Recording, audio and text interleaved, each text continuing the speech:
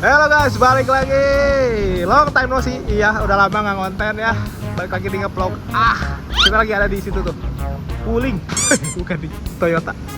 Nah, ini dia nih. Ini adalah mobil goib yang beberapa lama ini banyak dicari. Bahkan setelah hadir Zenith katanya dia udah discontinue. Tapi ternyata perakitan 2024-nya masih ada. Anjay, gue dibomin kayaknya. Ini dia nih guys. Tampilan 2024-nya sebenarnya kayaknya nggak ada perubahan ya. Dari bagian depan. Anyway, ini adalah Innova Reborn G Matic Diesel 2400 cc turbo.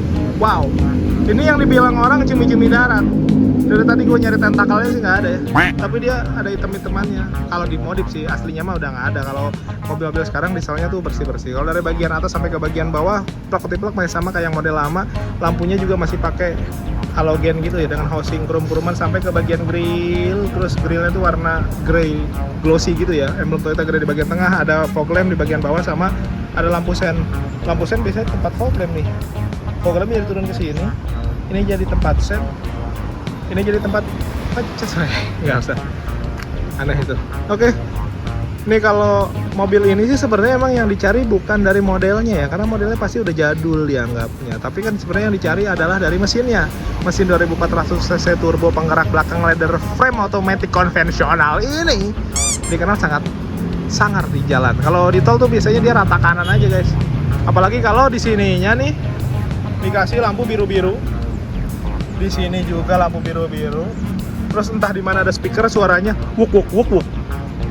Waduh, itu mah kita juga semua minggir kayaknya. Padahal bukan siapa-siapa kadang-kadang. Waduh, gitu guys. Karena emang mobil ini sesangar itu ya, terutama di bagian engine. Kayak kakinya mah masih standar sih, sama dia pakai two-tone polish machining gitu ya. Dan ukurannya tuh dia pakai ukuran yang 205/65, ringnya ring 16, pengereman pakai cakram. Di bagian atasnya polos, nggak ada over fender ya karena dia MPV. Tapi MPV-nya kan dia MPV yang bukan low ya, tapi dia menengah sih sebenarnya. Ini juga pelipatannya masih belum auto folding maksud gue nih, si spionnya. Tapi ada lampu sen, dia warna body. Tapi di bagian dalamnya pengaturannya sudah elektrik sih. Dia nggak ada krum-kruman apapun lah, polos hitam semua. Kalau nyari mobil-mobil sangar sih, ini memang sangar banget nih, serba gelap gitu. Ada talang air lengkap, handle pintunya aja polos hitam gitu ya. Terus di bagian bawah juga nggak ada side skirt. Nah di bagian belakang pengeremannya dia masih pakai tromol biasa. Oke, ke bagian belakang. Dari bagian belakang gue lihat sih memang sebenarnya tidak ada perubahan juga ya. Ada antena shark fin, rear upper spoiler, kaca belum pakai defogger, ada wiper, lampunya juga masih pakai bohlam biasa tuh. Dia belum pakai LED bar gitu ya. Walaupun sebenarnya kalau beli di marketplace atau mungkin di tempat modifikasi ada nih yang jual di bagian sini. Dikasih garis-garis nyambung ke sini, terus ke situ, ke sono, terus ke sono. Jauh amat. Nyokinnya gimana ya? Terus ada sensor parkir, ada kamera parkir lengkap, muffler di bagian kanan, nama ban serep di kolong. Gue mau buka sekalian lah bagasi. Dia pembukaannya udah elektris. Nah, ini kalau bangkunya aja Jakarta banget gue. Tuh. Kalau bangkunya dipasang, bagasi segede gini nih. Lumayan gede sih. Di sini untuk penyimpanan toolkit, di sini ada lampu. Dan di belakang tuh sebenarnya bisa untuk 3 orang ya. Total sebenarnya nih mobil penumpangnya bisa sampai 8 orang, dimana biasanya MPV itu maksimal kan 7 orang ya. Dia 8 orang sebenarnya kalau Innova dari zaman dulu, dari zaman kolonial Belanda lah. Pokoknya dia bisa 8 orang. Kalau orang Indonesia 8 orang itu artinya bisa dimasukin 12 orang. Karena kalau 7 itu 11 orang.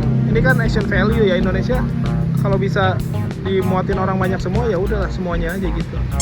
Nah sekarang apa kabar di bagian dalam? Nah untuk door trimnya sih dia plastik-plastikan lah rata-rata. Power window autonya hanya di bagian driver aja. Di bagian bawah ada speaker sama buat cup holder. Tapi ada empuk-empukannya buat naruh tangan. Buat naruh tangan gini aja nih, naruh tangan nih. Buat armrest ya maksudnya. Joknya udah dipakein sarung, mau sholat kayaknya.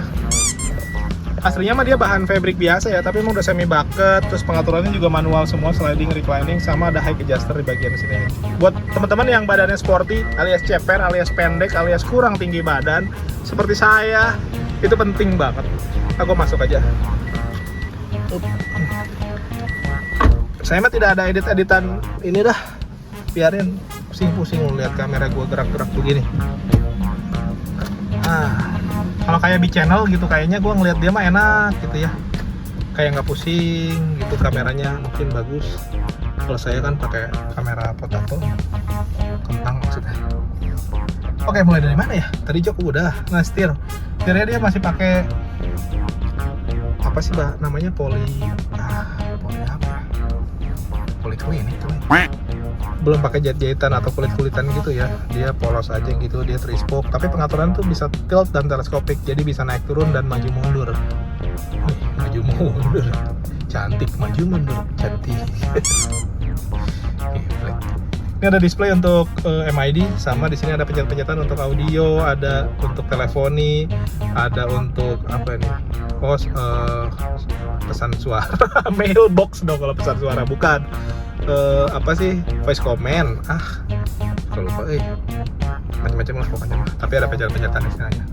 Untuk pengaturan lampu belum auto-autoan, wiper pun sama. Nah ini dia nih, speedometernya standar ya, bulat-bulatan kiri kanan 2. Di tengahnya ada MID, nggak gede-gede banget, kecil. Di situ lengkap, ada average speed, bahan bakar, terus individual door warning, odometer lah, macam-macam gitu ya. Sama suhu ya, suhu luar ruangan ada tuh di situ, 31 derajat Celcius ya, Indonesia banget. Isi AC, dashboardnya juga mayoritas slim, mayoritas plastik maksudnya. Sini kisi-kisi AC juga. Desain dari dashboardnya ini pada masanya ini salah satu yang menurut gua paling enak dilihat gitu. Gua seneng bentuknya tuh kayak ini, kayak pegunungan gitu. Ini masih daerah Gadog nih, ini Cisarua sini, ini Kebon Teh nih, apa namanya, Melati Mas ya, apa sih, gitulah. Lalu kesininya nih Tahun nih paling tinggi kan, Puncak Pas, Cipanas nih, botol kecap nih, udah gitulah. Nggak ada esensi otomotifnya ya. Jam digital, hazard tuh sini, audio nih, head unit, agree. Dia konektivitas ke smartphone itu karena jadul ya, jadi dia cuman ini close dulu, cuman pakai tailing itu tangkuban perahu link. Toyota Link, radio Toyota, bla bla bla, ada USB juga. Dari sini ada puter-puteran buat nyalain api. Puteran kompor anjay. Bukan, ini untuk puteran AC ya. Sebagian bawahnya ada ini nih, drive mode. Dia ada Eco, Parto, Agri. Eco sama Power. Ada normal juga, jadi silahkan dipilih lah, tergantung mode berkendara mana yang paling cocok. Karena untuk efisiensi bahan bakar juga, untuk kecepatan juga, jadi tergantung momentumnya aja. Ini ada stability control biar mobilnya nggak understeer atau oversteer ya, jadi lebih stabil.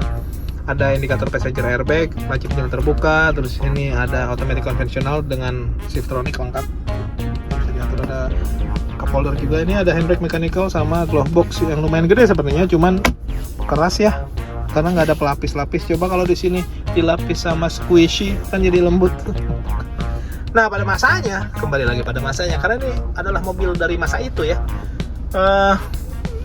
Di sini ada chiller guys, dan menurut gue chillernya itu waktu itu ini sangat diunggulkan sekali ya, karena di tempat lain tuh nggak ada yang pakai chilleran. Sebenarnya chiller juga dia hanya tempat kayak glove box yang terhubung sama sirkulasi AC gitu, jadi untuk naruh minuman agar tetap dingin gitu poinnya itu. Kalau glove boxnya sih bukannya masih ngagetin nih.